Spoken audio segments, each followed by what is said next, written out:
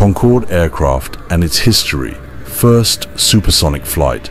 W.W. Touchy pilot Charles Yeager. 1956. The UK established the Supersonic Aircraft Committee. 1962. France started a similar project, leading to a joint venture with the UK for the Concorde project. 1965. The US announced its own supersonic aircraft project, which was cancelled in 1971. March 2nd, 1969, Concorde's first flight in Toulouse, France. 1976 to 1977, Concorde had short-term flights to Turkey. July 25th, 2000. A crash shortly after takeoff in Paris halted flights. 2001, flights resumed. October 24th, 2003, last commercial flight between London and New York.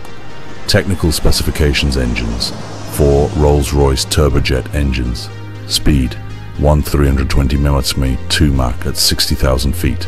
Fuselage material, heat-resistant titanium. Passenger capacity, 125. Range, 4,500 miles. Fuel consumption, high, especially with afterburners. Flight issues and accidents. Air France flight, 4590. Crashed on July 25th, 2000, killing 100 passengers and 9 crew members. Cause: metal strip on the runway burst the tire, leading to a crash. Other incidents: structural failures in 1989 and 1992.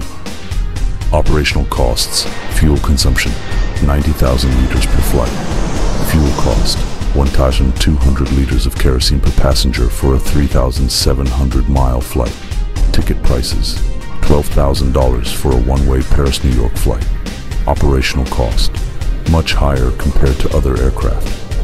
Reasons for retirement: safety. Concerns after the 2000 crash: high costs, expensive to operate and maintain. Limited passenger capacity, fewer passengers compared to other aircraft. Noise, sonic booms, and strict noise regulations.